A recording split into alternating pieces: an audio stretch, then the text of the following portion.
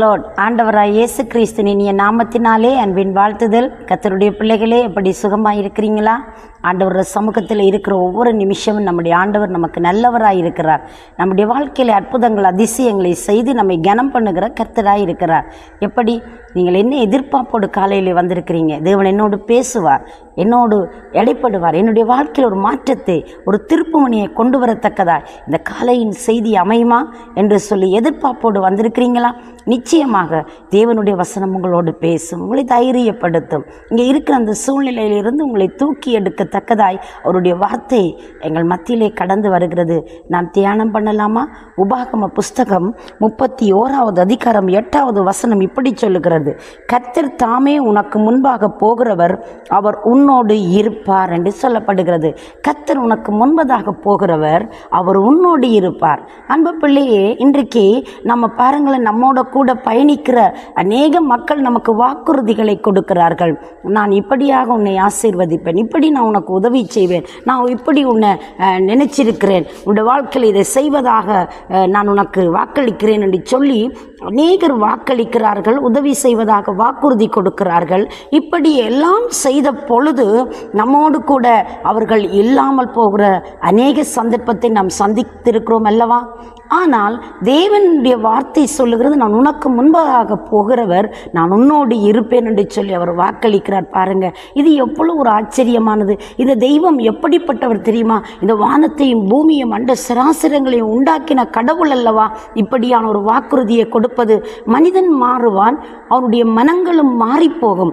ஆனால் நம்மை படைத்த கடவுளோ ஒரு சூழ்நிலையிலும் நம்மை விட்டு விலகாமலும் பிரியாமலும் நம்மோடு கூட பயணிக்கக்கூடிய ஒரே ஒருவர் நம்முடைய ஆண்டவராக இருக்கிறார். பிரியமான பிள்ளைகளே, யோசுவாவுடைய வாழ்க்கையில் நடந்த சம்பவத்தை பாருங்களேன். மோசே என்கிற தலைவன் யோசுவாவை மிகவும் ஆலோசனை கொடுத்து மிகவும் அருமையாய் அவரை விசாரித்து அவரோடு கூட இருந்து அவரை நடத்தி கொண்டிருக்கிறார். அப்படி நடத்தப்படுகிற நாட்களில் திடீரென்று ஒரு நாள் மோசே மரித்து போய் விடுகிறார். யோசுவா தடுமாறுகிறார். அடுத்த கட்டம் நகர்வு என்ன? நான் எப்படி நடக்கலாம்? என எண்ணத்தை செய்யட்டும் என்று சொல்லி அவர் தடுமாறி நிற்கிற பொழுது ஆண்டவர் சொல்லுகிறார், மோசையோடு இருந்தது போல யோசுவாவே, நான் உன்னோடு இருப்பேன், நீ பயப்படாதே, நீ கலங்காதே, நீ திகியாதே என்று சொல்லி அந்த தெய்வம் தைரியப்படுத்துகிறார். எனக்கு ரொம்ப பிடிச்ச ஒரு பகுதி பாருங்களேன். யோசுவாவுக்கு ஆண்டவர் வாக்குறுதி கொடுத்தது மட்டுமல்ல, அங்கே மோசே செய்ய முடியாத காரியத்தை, அங்கே வாக்குறுதி பண்ணப்பட்ட தேசத்தை பகிர்ந்தளிக்கிற, பங்கிட்டு கொடுக்கிற பொறுப்பு யோசுவாவுக்கு வந்தது. அவர் சரிவர அதை செய்து முடித்தார். அவ்வளோ ஒரு பக்குவமான மனிதனாய் மாறுவதற்கு காரணம் அவருடைய வாழ்க்கையில் தேவன் பிரியாமல் விலகாமல் அவரோடு கூட அங்கே கடந்து சென்றது தான் அற்புதம். அன்பு பிள்ளைகளே, இன்றைக்கும் கூட நீங்கள் எந்த சூழ்நிலை, எனக்கு ரொம்ப முடியலை ஆண்டவரே, இந்த சூழ்நிலை ரொம்ப கடினமாக இருக்குது, நான் என்ன செய்கிறது? ஐயோ, நான் நம்பினவர்கள் இந்த உலகத்தை விட்டே போய்விட்டார்கள், இல்லாவிட்டால் வாக்கு கொடுத்தவர்கள் மறந்து போய்விட்டார்கள், என்னோடு கூட பேசுவதே இல்லை என்று சொல்லி மனம் பதறி போய் இருக்கிறீங்களா? தேவன் உங்களோடு கூட இருந்து உங்களை நடத்த வல்லமை உள்ளவர். பிரியமானவர்களே, இன்னொரு சம்பவத்தை பாருங்களேன், ஞாபகப்படுத்தி. பேதுரு கடலிலே அவர் பயணிக்கிறார். ஆண்டவர் சொன்னால் நாங்கள் அக்கறைக்கு போவோம் என்று சொல்லி அங்கே அவர்கள் கடலிலே போகிற பொழுது பயங்கரமான புயலும் கொடிய அலைகளும் மோதி அடிக்க ஆரம்பித்தது. இப்படி மோதி அடிக்கிற பொழுது அங்கே பயந்து போய் படகு அமுழத்தக்கதாய் தண்ணீர் வருகிறது. பயத்தோடு நடுக்கத்தோடு திகிலோடு இருந்த சீடர்கள் நடுவிலே தெய்வம் கடந்து வருகிறார். அப்பொழுது பேதுரு கேட்கிற, ஆண்டவரை, நான் நடந்து வரட்டுக்கு தண்ணீரிலே நடந்து வா என்று சொன்னார். பேதுரு நடந்தார். நடந்து போகிற பொழுது கடலை, அலையை, காற்றை பார்த்த பேதுரு மூழ்கி போகிடுவே, ஐயோ, நான் அழிந்து போகிறேன் என்று அங்கே யோசித்திருப்பார். அவர் ஒரு கணம் மூழ்கினார். அடுத்த கணம் தெய்வத்தை நோக்கி பார்த்தார். எந்த காற்றும் கடலும் அவரை அமிழ்த்தி அழித்துவிட நினைத்ததோ, ஆண்டவருடைய கரம் பேதுரு அழைத்த பொழுது அவரை தூக்கி எடுத்து விட்டதுங்க. ஆண்டவரோடு பயணித்தார், ஆண்டவரோடு நடந்தார். அவர் இறுதி வரையும் அவருக்காகவே தன் ஜீவனை கொடுத்தார் என்று சரித்திரங்கள் சொல்கிறது. அன்பு பிள்ளையே, இன்றைக்கும் நீ உன்னை பயப்படுத்தின அலைகளும் கோர புயல்களும், இன்றைக்கு கொந்தளிப்பின் சத்தங்களும், நீ அமிழ்ந்து விடுவாய், நீ அழிந்து விடுவாய் என்று சொல்லி கொண்டிருக்கிறதா?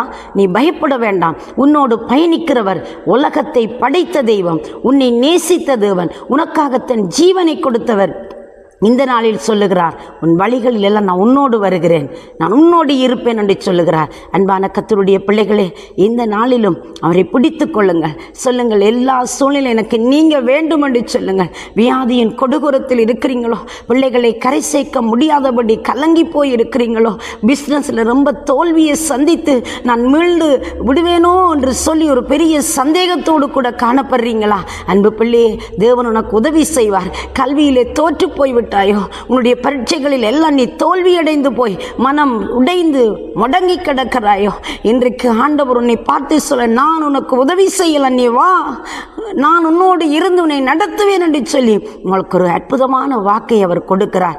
அன்பு பிள்ளையே, இந்த நாளிலே நீ இருக்கும் அந்த சூழ்நிலையிலிருந்து உன்னை படைத்த கடவுளிடத்திலே அண்டிக்கொள். அவரை நோக்கிப்பார். இயேசுவே, எனக்கு ஒரு அற்புதம் செய்யும் என்று சொல்லி கேளுங்கள்.